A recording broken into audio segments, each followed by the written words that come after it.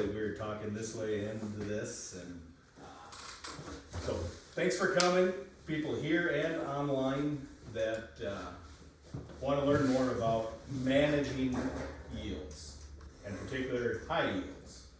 Now, the reason why I chose Dr. Penny, Talking Corn, he's kind of backed by popular demand. This is probably what, your third year, fourth year, somewhere in there? I think it is my third talk with you. Oh, you must be doing something right. But, and then we also have Dr. Marcos Lohman from Brant, talking soybeans after lunch. So you guys online, tough crap, you don't get any food. But you can find your own stuff. There'll be a break till about 12:30-ish, 12:45, somewhere in there. And then we'll talk soybeans. But getting back to this, the reason why I chose Dr. Penny and Dr. Lohman are these are what I would call experts in our area. When I say area, I mean like in the Midwest. A lot of times, a lot of these discussions get talked about in areas that we don't even farm near. In my opinion, don't really relate to what they try to make it relatable, but I want guys that actually deal with soil types like we have, other I guess management practices. How many in here have a pivot? How about online? How many of you guys have? Yeah, not very many. I mean, if any. So I want to make this relatable. And I just thought, well, who can I do that can make it relatable, make it, I guess, farmer friendly, and also know what they're talking about. So, Dr. Andrew Penny, it pains me every time I gotta say that, but I'll let you do your thing. Awesome. All right, can everybody hear me all right? Yep. Okay. Well, no, thanks for allowing me to be there again. I apologize. My calendar got mixed up, and I only had one day yesterday showing up, for being in St. Louis, and so today I was planning on being there in person. But potentially next time, if I agree to do this again for Storby, we'll be there in person next time. So, no, looking forward to talking about high yields. And I would say that the one thing that I'm really working on changing the attitude and just the overall terminology is moving away from the high yield to high yield efficiency. And I really wanted to go that route because, if a grower were to come to me and say, I want to shoot for 300 bushel, I just want high yields across all my acres, or he would come to me and say, I just want to maximize ROI. I don't care about the yields. It would be the same conversation. And so, hey Storms, if you could, turn your computer with the camera to the crowd. You'll still be able to see my stuff up there. Then I can kind of see people. If you turn that around. There we go. So no, it would be the same conversation if I'm trying to maximize yields across all the acres and just shoot for the moon, or I'm trying to maximize the ROI, not really caring about yield. A lot of the conversations and a lot of these management practices that we do, it would be the same conversation. And so this whole talk, I just gave this in Austin to a bunch of our groundbreaker growers. And so it was, the most progressive growers across Iowa, Illinois, the bordering states that are open to trying new things. And so I really focused this talk on chasing ROI and yield. And so this whole term nutrient use, high yield efficiency that I'm trying to coin and start is again, because whether we're going for high yields or maximizing ROI, it's a lot of the same conversations in management practices. And you got, I think Marcos is there now. He's from one of the best labs on planet Earth, and he's going to have an awesome conversation talking about soybeans. And we think very alike, and so wish I could be there for his talk, but I'm in St. Louis, so we'll get his next one. So I wanted to start with this. I thought this was pretty funny. I was driving across Iowa 2 years ago, and I've never heard of this seed brand, but it's my initials. And so now I start every talk with this slide to let you all know that this is, I approve this message, AP approved. So, we're gonna talk, about, a lot about nutrient placement, nutrient concentration, nitrogen timing, phosphorus use efficiency, and then humic and fulvic acids. And so, again, this is all geared towards, increasing yields, but also increasing ROI. I think we have a lot of room for improvement, in terms of our nutrient use efficiency. And so, to kind of put that in perspective, why I say that. I'm sure you all have heard me say this, but I always like to use I got a couple friends NCJ growers that consistently win, first and second place in the NCJ awards, out in Virginia and Maryland. And, I always like to use them, and I'm sure people will get sick of me talking about this, but it really makes me think, and, I'm hoping that it helps everybody that I talk to and give my high yield efficiency talks to think. In 1987, all those growers in that area around the Chesapeake Bay had rules and regulations put on them that limited the amount of nitrogen and phosphorus they could put on in a year because of the environmental impact. And, obviously growing up in Iowa, we've been hearing about, potential rules and regulations for years. And it's nothing we want, and it's nothing they wanted, out on the East Coast. But it's, in all honesty, ever since that's happened, it's made them better farmers than we are here in the Corn Belt. And think about that for a second. Our soils, our organic matter, our CECs are much better than theirs, and yet they're producing more bushels per pound of nutrients that they apply. And it's because of that agreement and those rules and regulations that it forced them to understand nutrient uptake curves. It forced them to maximize nutrient use efficiency. And so when I think about that, when I think about the fact that they're better farmers than we are in terms of bushels produced per pound of nutrients applied, it helps drive home this message that we have a lot of room to improve. So as we start this conversation, I start every conversation with this slide.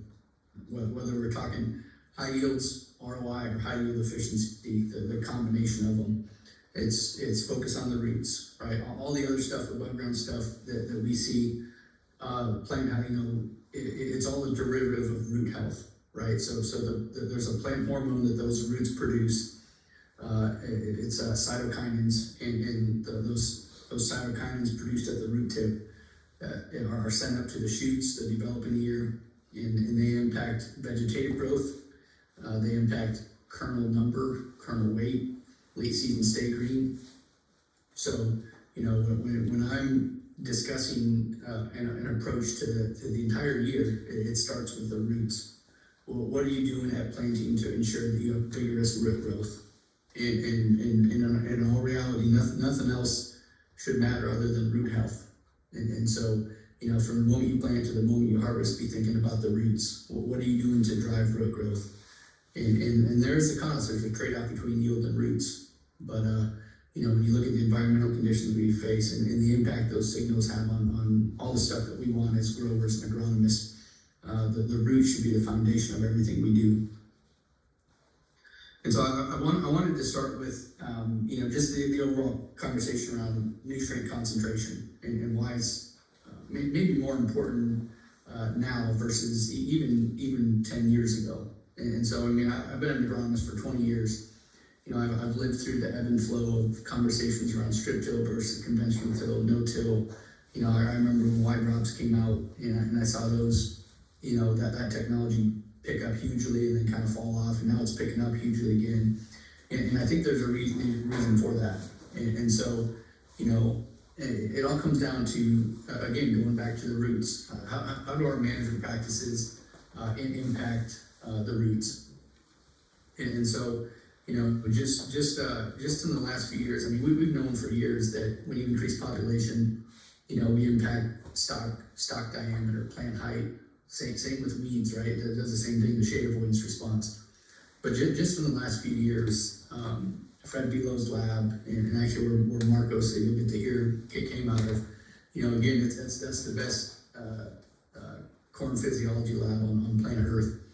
And I was lucky enough to study under, you know, there's two corn physiologists that when you mention their name, people just perk up, and that's Fred Belo and Mark Westgate. And I was under Mark Westgate at Iowa State, and they actually both graduated under the same professor at the University of Illinois that wrote the book on corn physiology, literally, and physiology in general. And just in the last couple of years, we've got data in terms of an actual number of the impact that our management practices have on the roots of a corn plant. And so when we look at, you know, we across the corn belt, we got, you know, depending on where you're at, 80 to 85% of growers are on 30-inch rows when looking at corn production. And so to put this in perspective, and some of the numbers that they got out of the research, when you get to 28,000 plants per acre and above, think about this number for a second. Every 1,000 plants per acre that we increase, we lose about 2.5% of our root biomass. And so when you start thinking about going from even 30 to 35, you know, we're losing around 15% of our root biomass, you know, compared to years ago when we were planting 30,000 plants per acre. And so when we start thinking about the fact that a high percentage of growers are on 30-inch rows, and the impact that our nutrient applications and our management practices has on the ability for those roots to encounter and take up nutrients, it really makes you think. You know, depending on, we know, you know, coming from being a Bayer employee, we know the root architecture of our hybrids, right? Is it a deep, narrow, penetrating root? Is it a wide, fibrous root system? But very rarely are we having conversations around, you know, understanding that root architecture and the management practices that a grower may do. And this all really starts to hit home when we start thinking about nutrient use efficiency. And I can tell you from data and stuff that I'm continuing to do here at Iowa State that we partnered with, if you're a grower on 30-inch rows and you're broadcasting your dry fertilizer, and if you were to see some of the numbers on the void space on 30-inch row, where those plants on each side are not accessing those nutrients, I think we'd all be a little scared, because some of those numbers, depending on the hybrid, again, is it a narrow, deep penetrating root, or is it a wide, fibrous root? Some of those numbers would be pretty scary. And so the overall message of this is that in the next few years, as yields continue to go up, you know, removal rates will go up with that, input costs go up. We're going to have to think about how to be more efficient with our nutrient applications. And so I'm hoping this presentation gets you thinking about what can we do, and whether it's a year from now or 5 years from now, 6 years from now, you know, how can we be more efficient with the nutrients that we apply? So I was sitting down and trying to think about, you know, how do I talk to some of these growers? Again, these are super progressive growers. We invited over 600 growers, and I think we had around 300 growers in Austin, Texas here about 3 weeks ago.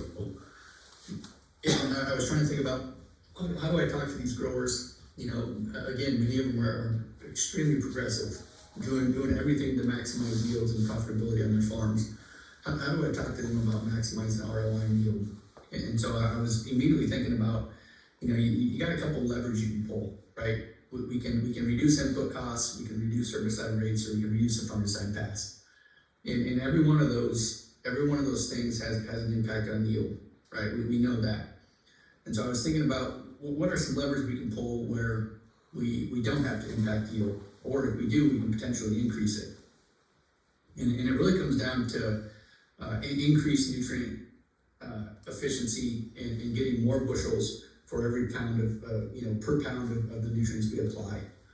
And so this is really how we can be more profitable, as well as potentially increasing yield when it comes to, you know, improving our nutrient use efficiency and overall input efficiency.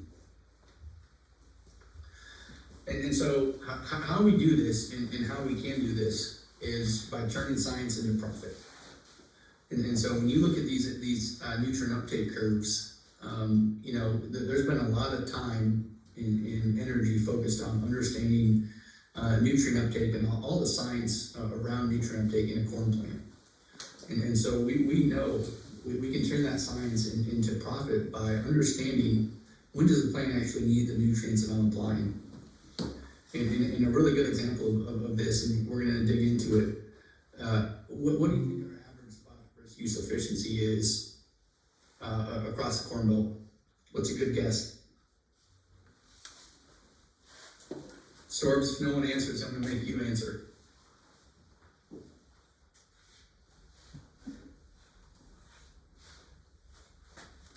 Repeat the question. What's someone think our average? What do you think our average phosphorus use efficiency is?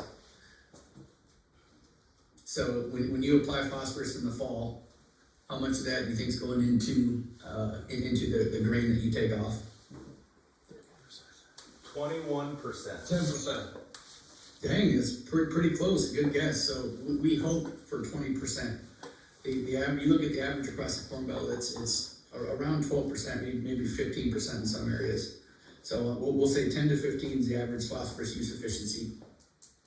Why is that? And so, Hey, Andrew, you know, why is that?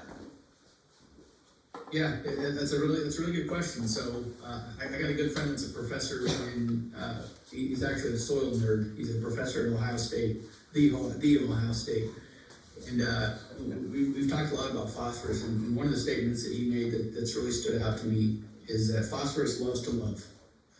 It loves, from the moment you put out there, it loves to bind to anything and everything and become unavailable. It likes to bind to your metals, likes to bind to your soil colloids, and so it just loves to bind to pretty much anything in the soil, whether it's your micro metals, you know, your micronutrients, or your soil colloids, and become unavailable.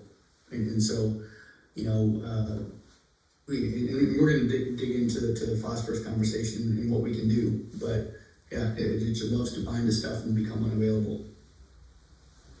And with the price of phosphorus this year, I mean, MAP and all that, I can't think of a time where we need to be more efficient with what we do. And so, you know, I'll give you all some ideas, and I've already talked with Storby about, and you're going to hear from Marcos that has some phenomenal recommendations as well. You know, that there's a lot of things that we can do to improve our nutrient use efficiency above and beyond just nitrogen. And so with that, this is a slide that I use anytime I'm talking with a grower. So I work with a lot of growers across the Corn Belt to build a plan for them, find the crack in their armor. I work with a lot of NCGA growers across the Corn Belt and even on the East Coast. And when I'm building out plans for them, I use this with almost everything I do in terms of planning out what that looks like for them. Because at the end of the day, you know, we know the forms of these different nutrients that plants take up. And when we start thinking like this, we can drive uptake into a corn plant. And it's been shown time and time again, some of the best corn physiology papers historically, you know, that should be on the Corn Physiology Hall of Fame, talk about the interaction among these nutrients. And, you know, one of the most famous ones is nitrate and potassium. So when we start thinking about whether or not it's a cation or an anion, in the interaction that those nutrients would have, looking at the nutrient uptake curves, we can drive uptake, and we can be much more efficient with the nutrients we apply when we start thinking about when does the plant need them, and what's the specific nutrient we're trying to apply, what's the interaction with the macro, what's the interaction with ammonium or nitrate, what's the interaction with potassium or phosphorus or sulfur. And so this is really the driver to higher yields and higher nutrient use efficiency. And so this is the only nerdy slide that I'll talk about, but this is extremely critical. And so a corn plant is pretty cool because it has these specific proteins in the root system that have a very specific role. And I always like talking about this because my very first job in crop production and agronomy was soil sampling and drawing up fertilizer scripts. And so, you know, I remember spending hours looking at soil tests and trying to get to a specific parts per million, you know, thinking about how many pounds per acre do I need to apply to get to parts per million. And I'll never forget when I was in grad school talking with my corn physiology instructor, he made a comment that kind of, it almost, I joke about it, but I visualized, as soon as he said this moment, it's like I had an out-of-body experience and just saw myself in this old room where I used to look at soil tests for hours and think about fertilizer prescriptions. I saw myself sitting there spending all this time doing it. And the statement he made is that a corn plant doesn't care about your parts per million in the soil. That there are zero mechanisms in the roots that will sense and respond, you know, as a parts per million in this soil texture versus that soil texture. All the corn plant cares about is nutrient concentration. These specific proteins sense and will respond and allocate resources to areas with high nutrient concentration. And so when we start thinking about increasing our nutrient use efficiency, you know, increasing yield, you know, it all comes down to the nutrient concentration. And so every year I get questions from growers, agronomists. Hey, what do you think about this parts per million? How many pounds per acre should I apply? Is this adequate? And instead of giving them answers, I always challenge them to, you know, instead of thinking of it like that, ask yourself, what am I doing? How am I doing in terms of taking what I'm applying and increasing nutrient concentration around the root zone? Because that's all a corn plant cares about. That's all a corn plant senses. And so I focused a lot of this talk on the impact, again, now because we're actually starting to get data in true numbers. You know, I've been studying banded versus broadcast nutrient applications for 20 years, and I don't think there's been a time where we're starting to get more relevant data than now.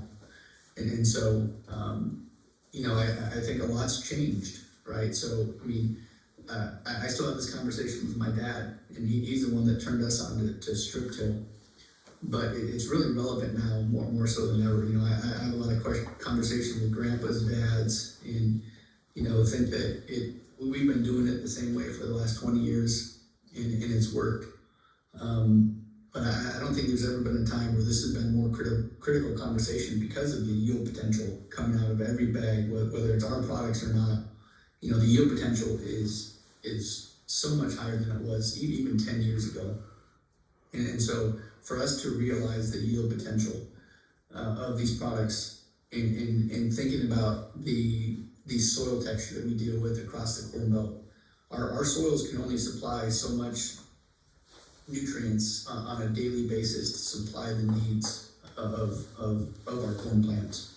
And if we don't start thinking about how we increase nutrient concentration around the root zone, we're going to reach our limit in terms of yield potential. And it's going to vary. You know, we got really high organic matter soils. We got some lower quality soils.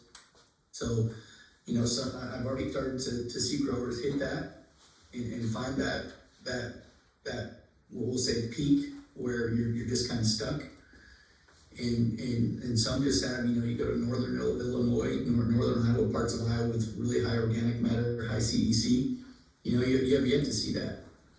But, you know, one of the challenges and things that I think we're really going to start thinking about in the next, and again, some people have hit this mark, whether it's the next 1 to 5 to 6 to 7 years, we're going to have to think about how we increase nutrient concentration so we can continue to see our yields increase. And so you'll see these statements and these sentences or phrases that I pulled out of this research paper coming out of the University of Illinois. And I think I had four of them throughout this talk.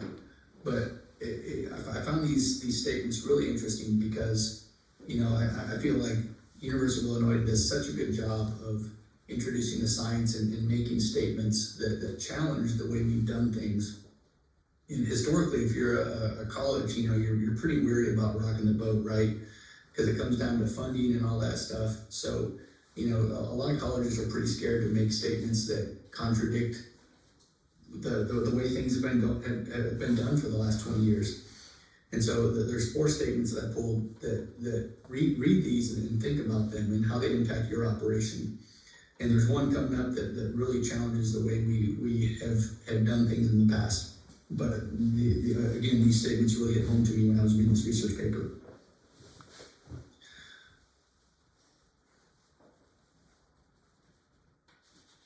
And so as we continue to talk about and look at the impact of broadcast versus banded nutrient applications, I wanted to get a good visual and put some real numbers to it in terms of what's that look like for your corn plants on your acres.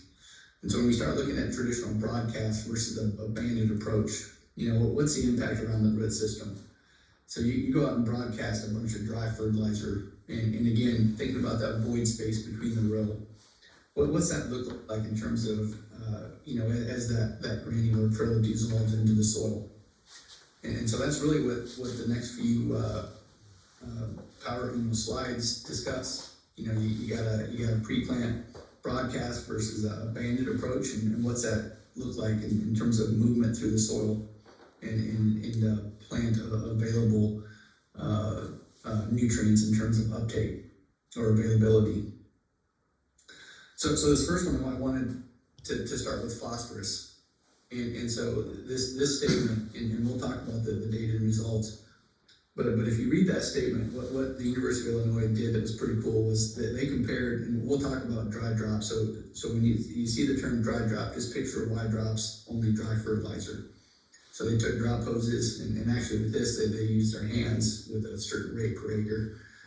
But there's a lot of technology that we'll showcase and talk about where they can actually take drop hoses on an air boom and apply dry fertilizer in bands. And so you're banding dry fertilizer. But they were able to take a half rate of fertilizer dry dropped and have higher levels than a full rate of broadcast around that root system. So think about that for a second. A half rate, think about all the money you're spending on phosphorus. And they were able to take a half rate, and just by banding it, have higher nutrient concentrations around the root zone than what their traditional 100% broadcast. And so as we look at this, again, this was some pretty cool research, and we're starting to get numbers. When I learned about phosphorus 25, 30 years ago in my undergrad and graduate work, phosphorus is our least mobile nutrient in soil, and that still holds true. But what's changed and what we've really started to learn, and actually more importantly give actual numbers to, is that as we increase the concentration of our phosphorus, you can actually get it to move through the soil profile. So as I talk with the growers in any situation, whether it's no-till especially, but we can actually impact phosphorus concentration at different depths. And more importantly, the big benefit, and don't forget about this benefit because this is critical. When you increase phosphorus concentration, you allow that phosphorus to be available for longer. And that's the huge benefit. But if you look at this, so you see the blue, so the blue, what they did was they measured phosphorus concentration at different soil depths. So 0 to 5, 5 to 10, all the way down 15 to 30 centimeters in the soil profile. So the blue is the dry drop, orange is white drop, and then the gray is the pre-plant broadcast, and then the orange is untreated. And so if you look at that, what the impact of banding your phosphorus is on movement through the soil profile. And again, thinking about longer availability, it's not going to get bound as quickly. These are some pretty interesting numbers. Same thing with potassium. Right? We know potassium's got a positive charge and it's going to bind to soil colloids that the overall has a negative, our soils overall have a negative charge. And so same thing with potassium. They were able to get potassium to move quite a bit through the soil profile. Again, increasing concentration, but also increasing availability to the plant. The amount of that potassium that's going to go into solution and taken in by the plant. And all the way down to 15 to 30 centimeters. You look at what the pre-plant broadcast, it's down to zero, essentially. And yet, when we concentrate potassium, we have the same impact that we did on phosphorus. And so I wanted to take that same research and apply some numbers to it. And I think this is probably one of the most telling slides that when I share this with growers and the impact, it really gets people thinking. And I've worked with a lot of growers across the Corn Belt that have, purchased Y drops or John Deere's exact drops, maybe purchased a strip till bar. And I have growers consistently the last 2 years telling me that they think they can reduce their overall fertilizer use by 40%. And I would never recommend that, going from a broadcast to a banded application method. But I do see very consistent 5 to 12% reduction in dry, going from a broadcast to banded approach. But I want to show this information because this would almost align with what those growers are telling me in terms of 40% reduction. And so this is that same research that we just looked at. But what they did was they took a traditional broadcast of MAP across 2 years, and they were able to look at and compare their dry drop. But what was really cool about this, in 2024, they added a half rate. So they compared in 2024, they compared a half rate of dry fertilizer, dry drop, so a half rate applied in a band compared to 100% broadcast. And so we'll get through these numbers here, and you'll see the impact on concentration. But if you look at right here, 2024, right down here, so what they did, again, you look at these half rate numbers from the soil test in terms of nutrient concentration, they were able to get a higher rate of nutrient concentration with that half rate than they were a full rate of broadcast. And so as we think about the impact of the root architecture, the root size, the overall biomass of the root system, especially on a 30-inch row, our ability to impact nutrient concentration in nutrient use efficiency, I don't think there's data that shows the impact we can have more so than this. And so, the information like this with potassium, they did the same thing with phosphorus. And so if you look at 2024, phosphorus, one of our probably our hardest nutrient to manage, simply because of its ability to bind to anything and everything. Same thing. They were able to apply a half rate in a band and have higher nutrient concentrations around that root zone than they were with a full rate of. And I see I need to move my red box down here to the broadcast. But they were able to have on par or higher nutrient concentrations at a half rate than they were with a full rate broadcast. And so as we think about that void space on 30-inch row and how much of the soil we're not accessing depending on the root architecture, we have a lot of room to improve. And I get a lot of questions around, well, isn't this gonna, and again, I would never recommend reducing 50% or 40%, but I do consistently see 5 to 12%. And so the whole goal of this is to take a soil test after harvest, and you would never want to mine your soils. But if we get our soils built up to where we're content, your goal should be putting nutrients on that plant's going to utilize that year, right? You can always build up your soils when prices are good. But once we get, it's kind of like pH and pelletized lime. Once you get your pH or your soil test to a level you're happy with, you should just be content with putting on enough to feed that crop that year. And so you're never going to be mining it, and you're going to be applying based on the nutrient needs for your yield goals. And so I think this data really hits home. Any thoughts, questions, comments so far? I typed one in there when you were talking about the banding. Yep. Is there a difference between having dry fertilizer versus liquid fertilizer? Yeah, there is in terms of there's going to be differences across whatever nutrient you're looking at in terms of maybe some conversions, like urea, for example, right? I mean, it's going to, once hydrolysis takes place, it's ammonium and nitrate, just like anhydrous ammonia. And so, as those granules break down, they're going to be, for the most part, the same form that these liquids would be. Now, there's always gonna be slight differences, but, you know, in general, you know, I'm all right saying that for the most part, it's gonna be the same plant available uptake once those granules dissolve and go into solution. And so, yeah, I mean, really it comes down to needing moisture, in a little bit of time for those granules to dissolve and go into solution versus liquid that would be available, immediately. Yeah, I mean, I guess the only reason why I ask, I don't know very many farmers with dry application machines Yep. with hoses. And this is where, I mean, it's a good time, I'll just skip ahead and we can go back. But to kind of show where the technology's going. So if you look at this right here, so I'm always about giving growers ideas and kind of where we're going. And so, I mean, we're all familiar with wide drops, which you see on the bottom on that Hagee. We're all familiar with encapsulated or polycoated urea.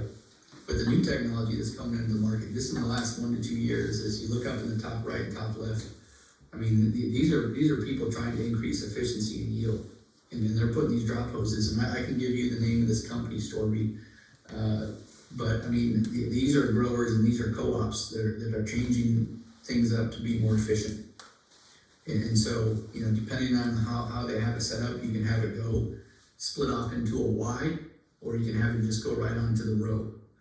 And so these are just little things that we're gonna be doing, and I promise that, you know, again, we're gonna be forced into this, whether we wanna think about how to incorporate this or not because of input costs, because of the impact on yield. And so these are just some of this is just some of the technology that's come out that's gonna allow us to have these conversations around how to be more efficient with our nutrients. Yeah, I totally agree with you. I really do. Any other questions? Someone's gotta have one. How close? I'm all right with y'all telling me I'm crazy as well. You're Well, crazy. that's obvious, but How close do you want that nitrogen to the corn row? question here is, how close do you want that nitrogen to the corn row? Yeah, you know, and this is where we get into, you know, maybe some, humic fulvic acids, you know, anything to reduce salinity stress on that corn plant, that root system. But like, for instance, like if I'm doing anhydrous ammonia, which I do, I mean, it's fall strip till with anhydrous, I'm planting onto the row. You know, it's gonna change up the conversation if you do spring anhydrous just because of root burn. But we get enough moisture, in this neck of the woods that I'm planting right onto that row. And so, you know, if you're looking at urea, you know, again, or any other granule nutrient, you know, it's, if you can have it right on the row, you know, and then as moisture, dissolves those granules and puts it into solution, you know, I would want it as close to the row as you can get it. And then that's what, I mean, I just had a conversation with a grower last week, that AgroLiquid company. They're actually going out and they're utilizing, I'll admit I got a storage. So that AgroLiquid company, they're actually going out and marketing, they will go out and band their liquid nutrient applications and give the grower the guidance, the maps that they can load and plant right onto that row. And so, yeah, the closer you can get to the row, now this is where you get into like starter, right? We don't, you always run the risk of root burn, but when you're looking at dry and going into solution, I'm all right with having dry right on the row, because it's gonna need moisture to go into solution and move, and that moisture is gonna help reduce the risk of anything bad happening. Good question. And I suppose with that too, I'm gonna go into this. So I played around with, you know, I get a lot of questions from growers talking about, you know, asking about humic and fulvic acid, and I haven't really had an opinion on this in the last couple of years. Big fan. But now I've got to the point now where most importantly, it's gotten cheaper. You know, going back a few years ago, it was 10 to 15 bucks an acre, and now you should be able to get it from anywhere from $3 to $6 an acre. And so if there's one takeaway I shouldn't say one takeaway, for anybody that uses any kind of liquid, starter fertilizer, side dress nitrogen, everything we do should have a humic fulvic product in it if you're doing anything in furrow. And I'll make that statement again, everything we do should have a humic and fulvic acid product in furrow. With anything we do, whether any liquid product we're using should have a humic and fulvic acid. And here's why. You look at our pH of our soils across the Corn Belt, lots of variation. Humic and fulvic acids act as a natural chelator. So I'm gonna have to charge Storby for all the sales in humic and fulvic acid, and maybe Marcos for brand. No, it's gonna be a It's big gonna be a push fee. for us this year, so thank you for saying that. That's good, because I think I just started charging people for my tops. I think we'll be one of the first dealers that I charged for. That's gonna be after this one, right? It is. So, no, everything we do should have a humic and fulvic acid product in it, and so it's a natural chelator, so it's never gonna fix your pH, but it's gonna be a Band-Aid for that growing season and during that application. And so it's gonna help make micros and macros, depending on your pH, more available. But another really important thing it does, it helps with salinity stress. And so you think about all the concern with liquid, starter or liquid fertilizer on the row. It has a huge impact on salinity stress. But other benefits, I mean, it almost seems like it's a magic product, because I mean, it's essentially straight. It's a huge component of organic matter, and we all know the impact organic matter has on plant growth and development. So it just has all kinds of benefits from drought, high temperatures. But to me, the impact, looking at the amount of soil tests I look at, we all have fields. Every one of our fields has variation in pH. Everyone using starter or liquid 32% side dress has that potential for high salt content around the root system. This has a huge impact and can help alleviate that issue. So yeah, again, everything we do, and this is getting to the point, I don't have an opinion yet on foliar use of humic or fulvic products. That's something I'm looking into, doing research on, going to play around with this year. But I will tell you, I know a lot of the NCGA guys I work with, they're putting a straight humic product in with anything they do foliar. So when they go out and make a foliar application of a herbicide, or they make their fungicide application, or they're making a foliar application of macros, foliar product, they're putting a humic product in there with it. And so, that's something I'm going to try and have a strong opinion on this time next year, but I got to do some more research, playing around with it, and look at the data. Question? And any questions, thoughts on that? Yep. Can the acid go in if we're dropping ATS out the back right on top instead of an in-furrow application? Is it still beneficial to do it that way? Did you hear that? I did not. Perfect. Here, just walk up here. We're applying liquid ATS out the back, putting it on top. Is it still beneficial versus directly in furrow? Yeah, that's a really good question. No, so I mean, I'm a big fan of using 32% as a burn down, pre-season or even right after planting, before the corn's up, or if the corn's up, right, you can make it work. I don't think you'd see the benefits there, but I do really like 20 or 32% pre, because at the end of the day, when you think about the perfect nitrogen plan, Mother Nature dictates that. But why I love liquid is because at any given moment in time, you're giving that corn plant options in terms of nitrate or ammonium. And there's a lot of research out there looking at the preference of nitrates over ammonium in a corn seedling. And so I think there's a huge benefit to having that early season and throughout the growing season. But no, I don't think you can see the benefit as much with the humic and fulvic doing a broadcast with your burn down. That question was with the humic and fulvic, instead of in furrow, it's on the planter, getting placed right out the back of the planter. Oh, I see, I got top you, to yeah, ground, yeah, it's I do straight think, yeah, ATS. I think that would be beneficial, definitely, yep. So guys Yeah, running but their again, laptops all the time. and that aligns with all this other stuff, you know, as you increase concentration in the amount of product, you know, yeah, I absolutely think there'd be benefit there, yep, sorry. Actually, and hey, Andrew, I do believe there's a few questions in the chat.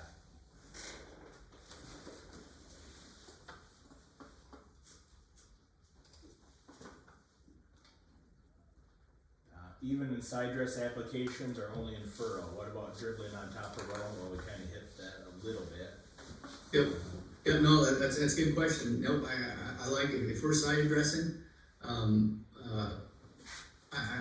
like adding a humic and fulvic product, definitely still, cause I mean, the more opportunity we have, that we have to not only spoon feed, but more importantly, impact the, again, utilize that natural chelation that the humic and fulvic products do in a higher or lower pH. You'll see a benefit, and I mean, I got a good friend that does research at this, and I know he's told me he of all the things he's looked at in furrow in liquid applications, he sees the most consistent response with humic and fulvic products. Yeah, there was what's better in furrow at planting, humic or fulvic? Or you just get like a humic fulvic? Yep, I like both, and this is where, you know, I've heard some people talking about foliar applications having a preference of just humic and not having fulvic in the foliar. But if you're looking at in furrow, they're both beneficial to have. And you know, when I did some digging, you know, to try and get some good science to it, the humic and fulvic products will impact different pHs. So whether you got a wet hole and dealing with a little bit higher pH, or you got we'll say the typical soil, and I know the further north you go, you got a little bit, you can have a little bit higher pH, especially more wet holes with higher pH. So just the varying high or low, we'll say either below 7 or above 7. That's where I would recommend having humic and fulvic. Another question is, what rates are you recommending? Yeah, that's a good question. So I mean, there's a lot of really good humic and fulvic products out there, and so I always tell growers, you know, about the only thing I've noticed is the retail co-op I've gone through is still kind of old school, and they're going through Winfield, and so their prices are outrageous, and so this is where like companies like Ag Explorer, Brandt, Monty's have humic and fulvic products that are proven and you know, a quarter of the price of going through my retail, and so that's where, you know, Marcos, again, Brandt has a phenomenal reputation in products. A number of other companies do too. So this is where I look to, you know, if you're going in furrow, I'm putting, you know, starter, I'm putting max rate on. You know, the side dress conversation, you know, you can make the argument that a full rate, again, wanting to increase the load and concentration. So I think it really comes down to price. You know, if you can get it for that, and depending also on the rate, you know, how big of a difference is there between the low rate and the high rate. So, you know, the high rates, I would say the high rate for sure in furrow, and then you could probably get by with the half rate side dress. Yeah, what are you calling a high rate? I was thinking a quart Yeah. acre. Yeah, and that's where, I mean, there's a lot of quarts out there, but I think it just comes down to the product and concentration, right? The makeup of the product. So it really varies, but I know I hear a lot of quart per acre. Yeah. But again, that does vary by product. Yeah.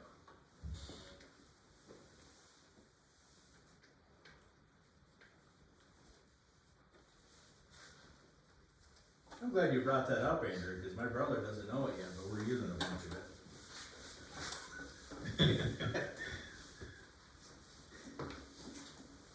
Well, he should have heard my talk in Austin, so he should have been pushing you onto it.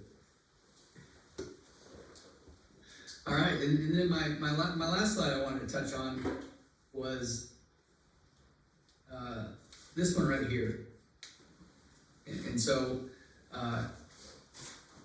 this is, I mean, this is to give credit to how complicated these conversations are, right, around nutrient placement and timing. And so I chose this research paper to highlight and discuss. It came out of Michigan, but it's one of the few papers that, you know, they look at yield, but they also look at ROI for the grower.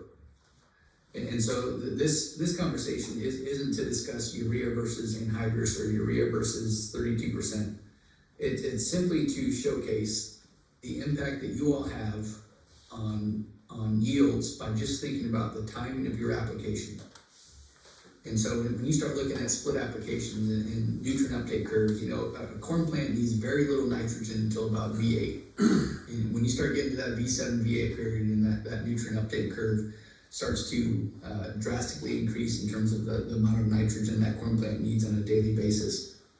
You know, and yet we're putting a lot of nitrogen on the fall. You're doing nothing but giving Mother Nature the opportunity to make that nitrogen either unavailable through leaching or that denitrification process and losing that nitrogen if soil becomes saturated and that nitrogen converts to a gas. So again, I chose this because they look at yield, at these different application methods and timing, but they also look at ROI for the grower. So they take into consideration the price of liquid versus urea. They take into consideration the cost, you know, the $8 to $12 an acre of application cost of a side dress versus, you know, just putting everything out front. So this paper does a phenomenal job of highlighting and taking into account all the costs, but then lay it out in terms of ROI for the grower. So if you look at all these different application methods they have across the top here, so they got pre-plant, you know, they use urease inhibitor, Coulter injection, pre-plant incorporated, and then they start looking at 50-50 blends, so 50% applied pre-plant, 50% applied side dress, and then they go 0% applied pre-plant and 100% side dress, B4 to B6, right before that nutrient uptake curve, where the nitrogen uptake curve really starts to hit. And so if you look at their rates of these two different locations, and again, this is 2 years worth of data at 2 different locations where they did this. And so here's your untreated right here. So no nitrogen, they got 100, just shy of 100 bushels in the grower. There's $312 profit. And then you start looking at all these different applications. And again, this is not to compare nitrogen form. These are all the same rates in terms of pounds per acre. It's really just to highlight the impact that timing has on yield and ROI. And so we'll just unveil them all here. But if you look at obviously the 4 different methods that give the grower the highest income as well as yield. Look at how much nitrogen they put on pre-plant. So when we start looking at yield and profitability for the growers, in this 2 years worth of data at 2 different locations, the highest ROI for a grower was 0 nitrogen applied pre-plant and 100% side dress. And so, you know, this really adds to the story of improving ROI in terms of nutrient use efficiency and yield. And so, you know, again, it's challenging, right? Because Mother Nature really dictates. I mean, if you were to tell me every year was going to be dry, we could go on and put all of our nitrogen on the fall. We could just use anhydrous, plant it right onto the row, and you would have pretty good nitrogen use efficiency. But, you know, we learned that the more, I mean, actually I just presented on this not yesterday. Every 1 inch of rain, you have the opportunity to lose 20 to 25 pounds of nitrate with 1 inch of rain. And so as soon as that ammonium from our anhydrous ammonia converts to nitrate, in every 1 inch of rain, you can lose 20 to 25 pounds. I mean, those numbers add up pretty quick. So I feel like my job as an agronomist is to help growers maximize profitability, but also reduce risk. And this is why we plant multiple hybrids, right? To reduce risk. And so I can tell you from, I mean, you look at 2024 and 2025, I can't think of a riskier thing than putting all of our nitrogen on out front. So with that,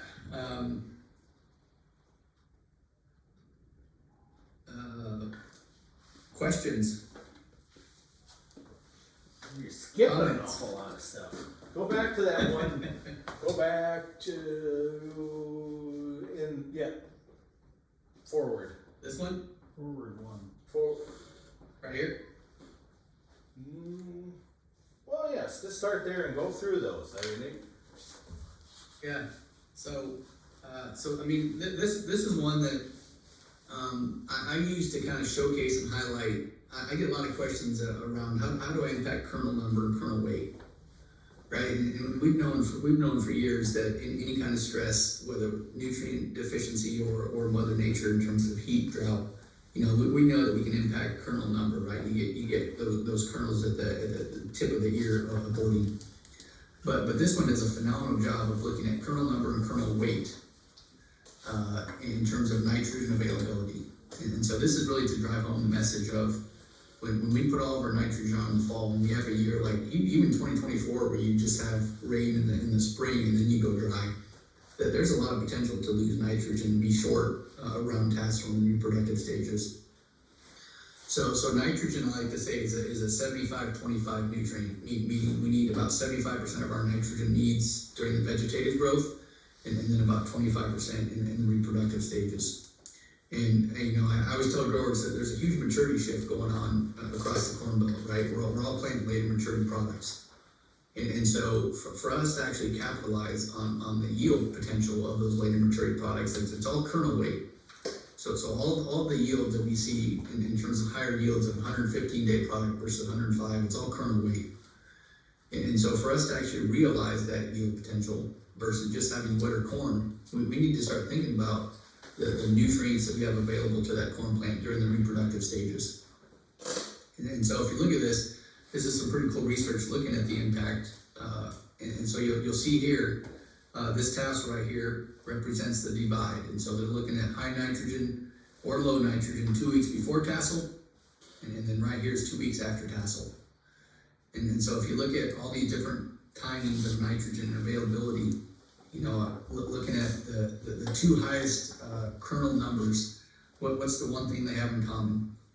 It's high nitrogen 2 weeks after tassel. So if you want to impact kernel number, what are you doing to ensure that you have nitrogen available to that plant around tassel? And then this is where it really starts to add up when you start looking at kernel weight. And so if you think about this for a second, you get to that R5 stage where you think everything, you're in the home stretch and we're done. Even at R5, but beginning to dent, there's still 40% of dry matter that needs to accumulate in those corn kernels. And so, the more we can think about giving our plants the nutrients they need during the reproductive stages, you can have a huge impact on kernel weight. And so even though these kernel weights don't look like they're as big as, some of the kernel number, just remember that when you start measuring out one kernel and multiplying that up over 500 to 600 kernels, this adds up pretty quick. And so when we start looking at what's the impact of nitrogen availability on kernel weight, what's the one thing these three of the four highest kernel weights have in common? It's high nitrogen 2 weeks after tassel. So, the more I work with growers in NCGA growers across the Corn Belt, I always like to find where's the weakness in the program. And so I always send them out and do 2 different side dress applications with the end goal of doing one for a normal production field. So we can find that one we'll say crack in the armor.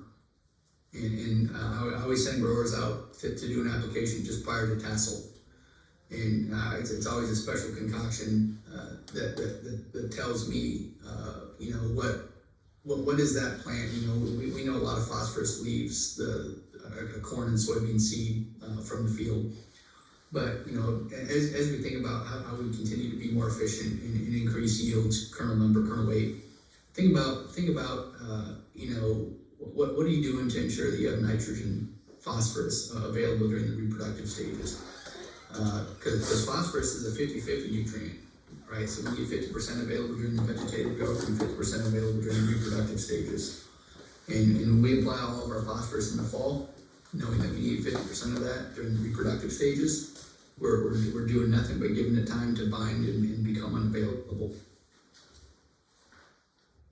Yeah, I mean, for speaking to farmers here and abroad, I guess, Just think, how many of you guys went out and counted all your kernels, say August 10th last year? And you're like, ah, hey, alright, we're sitting up pretty good. I mean, us around here, not so much, just a little too much water. But then you go and hit your combine. I have more phone calls of, what the fuck happened? We lost a lot of yield in that. I guess when you talk about the manipulation or the timing of R5 and after, we lost a lot of yield due to that heat blast in August into September.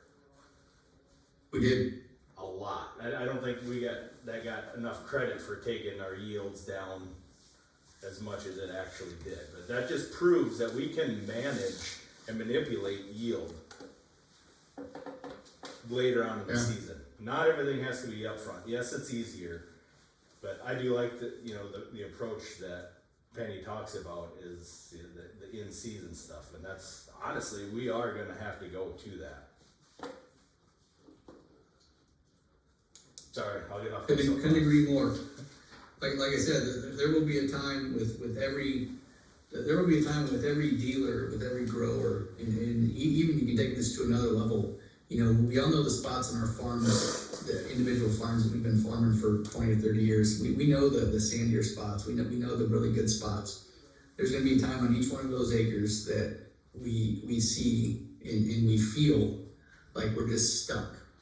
And for us to continue to increase yields in those spots or in those entire fields, you know, we're gonna have to think about how can we increase nutrient concentration, because our soils have got us pretty spoiled over the last 20 years, and there's going to be a point even with our good high OM soils where even those can't deliver the daily needs of a corn plant. And then that's where we got to start thinking about how we increase nutrient concentration so that we can feed those daily needs above and beyond even what our high quality soils can do. Yep.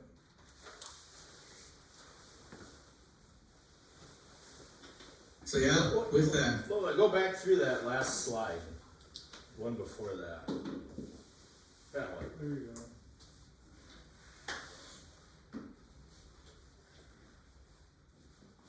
Is this the AP approved thing?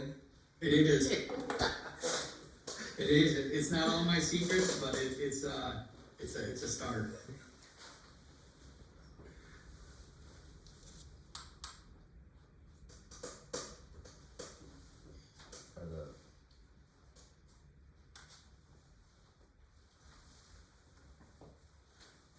All right. Any other questions, comments before I bounce? I'm happy to. I know a number of you I talk to. I'm always happy to talk agronomy. Storbs has my number. Feel free to give it out if you ever want to talk agronomy or anything.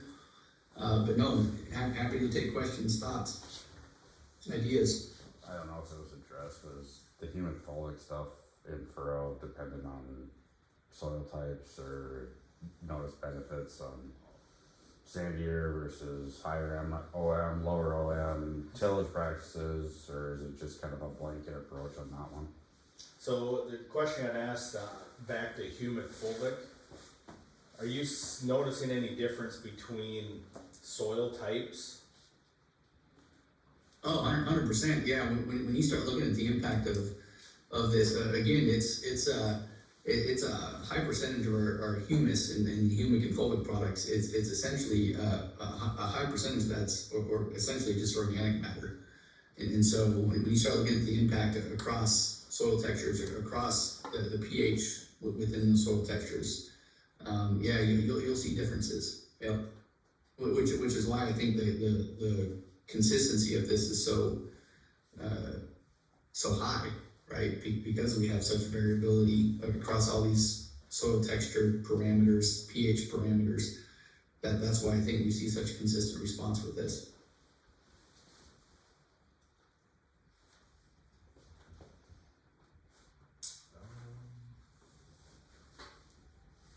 Any other questions? How about you folks online? Any questions? I know a lot of you, and you guys ask a lot of questions, so Someone's holding back.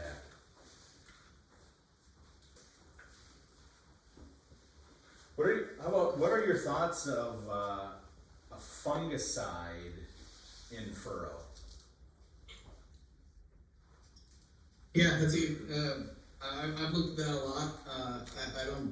I think you'd be better off. I mean, I'm a fan of Xyway. Flutriafol is the active ingredient in Xyway. I think you'd have much better luck with that than just putting a fungicide in furrow.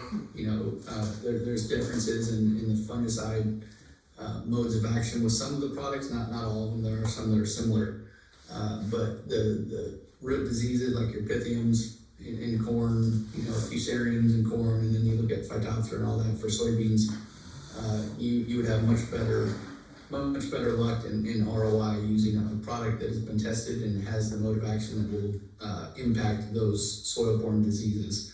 So, like I said, Xyway I'm a fan of. See a lot of benefits, and especially since they've figured out the impact in changing up their label for application.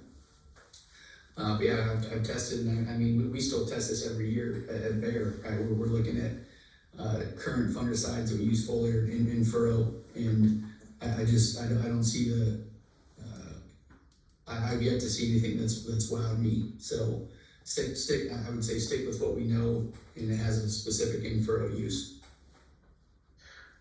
Matt, I had a question on the size of the fertilizer granule. Yep. Putting it on in furrow like that, does it affect the plant potentially differently if you band it like that? Yeah, like for the size, looking across all the different potential sizes of these granules, no. So it really doesn't, right? So it really comes down to, you look at urea, MAP, DAP. It's really, you got some nitrogen volatilization that you can lose. Like, I mean, we know that you can lose a high rate of nitrogen with urea applications if you don't get rain. But potassium and phosphorus, I'm not overly concerned. And so you start looking at just whether it's a bigger granule, a smaller granule, it really just comes down to moisture and enough moisture so that granule dissolves in that whatever form of nutrient goes in the solution. And we got a question in the chat. It says, what is the best starter to use? Yeah, that's a good question. So I mean, this is where you get into in furrow versus 2x2, and the future of corn is a 2x2. I know growers that use. I mean, some of the best growers with some of the most consistent yields across all of their acres are going in furrow and 2x2. But I can see if you want to be more efficient in cost, I'm just ditching the in furrow and going 2x2. I love them both, don't get me wrong. But if you had two planters, it's the exact same, and you had the option, obviously we'd go 2x2. As long as we get away from 10-30-4-0, I think there's a lot of good stuff out there. I personally use 9-20-9-9.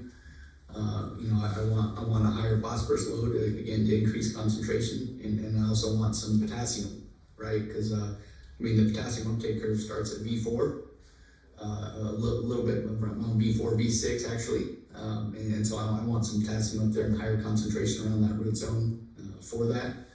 And again, to take advantage of that relationship with nitrate and potassium. So, I think there's a lot of good ones out there. I'd say just steer clear at 10-30-4-0. Get a little bit higher rate of phosphorus and get some potassium in there. And then again, there was always concern about potassium and salt.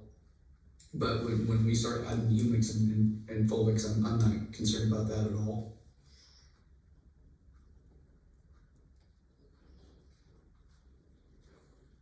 Yeah, and then rates, this is kind of where I think humic and fulvics have really unlocked the potential to increase rates. I work with a lot of guys that are running 5 gallons. Again, this is getting away from 10-30-4-0. I mean, we've all probably been burned by 10-30-4-0, and there's a lot better quality products out there now. So you can get by. I tell growers, one of the most important things we can do is put a starter on. We want to promote early season root growth. And so I'm happy with 2 gallons an acre, just to get something out there. If you want to be efficient and matched up to acres and loads. But if we're wanting to be super efficient, I know a lot of guys run full rates and they're putting humic and fulvic in there. Again, you can be a lot more efficient with starter being right near the root zone than you can with a broadcast. So I'm all for reducing our fall dry applied, taking into consideration the price of side dressing, the pounds we're going to put in side dress and starter. You'll get a lot more bang for your buck. Again, once you get your soil to where you want it, and we know we're taking into account the pounds applied for our yield goal. I don't ever want to mine soils. I want to put on every year what we're going to take up, but we can be a lot more efficient when we're putting on stuff right by the root zone. Good question. I know you got a question. Yeah, boron, zinc, that's a good question. So, Come on. I get it. I tell growers, boron and zinc are both 50-50 nutrients. So, again, we need 50% available vegetative and reproductive. So, the one good thing about micros is, I don't have a strong opinion on a brand, right? There's a lot of good micro packages, and so you can look at these and get different concentrations. Now there will be differences with additives and stuff, because I know a lot of companies will put a humic in with some of their foliar products, so that's included. But when you start looking at some of these packages, I really like micros now more than ever, because it's never gonna have the same impact of just the ability to put on a higher rate and feed that plant for a long period of time. These micros and foliars that we can add in and during our post or during our fungicide application, it's like a Band-Aid, but it's a fix, and you can feed that plant for a short period of time. So you can, as yield levels increase, we're going to continue to figure out and need to figure out how we can consistently use these, because they are going to be part of what we do moving forward. So, the concentrations and all these different mixtures, at this point, unless you're looking at maybe one that adds a humic or doesn't, just getting some on, thinking about the fact that micros and some of these nutrients that are 50-50, we need to figure out how to spoon feed these, right? Whether that's a foliar application, whether that's a in-furrow side dress. So I kind of tell people, if you're going out side dressing, or you're going out with a starter, you're going out with a fungicide application, we need to find a product that has a good price that we can just put in at every application, because these 50-50 nutrients, again, we know we need them every day during that plant's growing, developmental stage, whether it's vegetative or reproductive, we need these nutrients. So, just find a good product that has a good price, put that in with everything you do. You got in-furrow and foliar options, and the concentration rates aren't as important to me, because again, it's not going to buy you 3 weeks worth of plant nutrition, right? You're going to get probably a week's worth, give or take, of the ability to feed that corn plant, again, depending on the nutrient.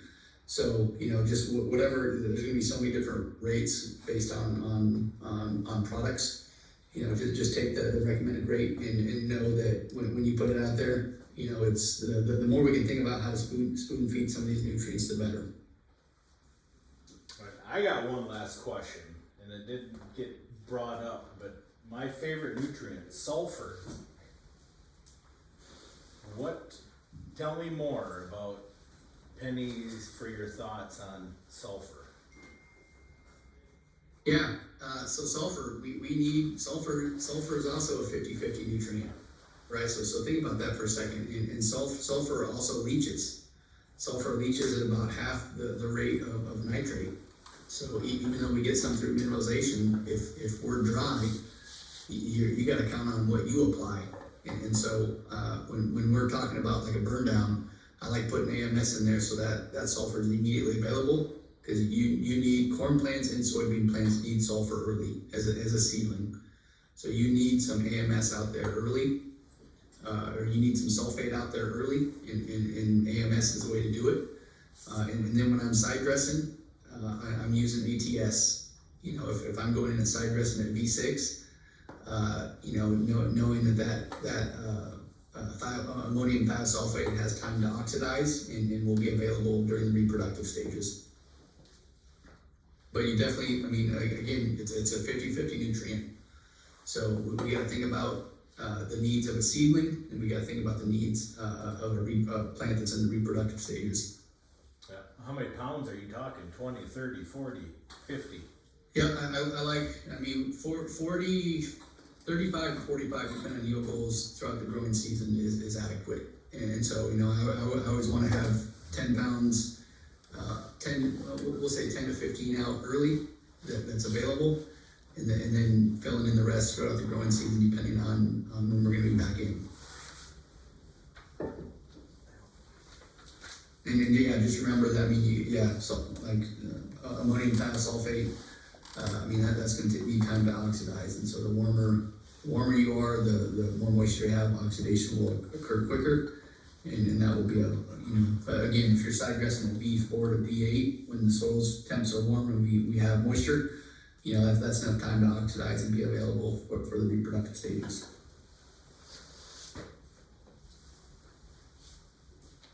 Alright, well, I think we're questioned out here. Thank you. Awesome, well, Thank you for your tell time. Marcos I said hi, I wish I could hear him talk.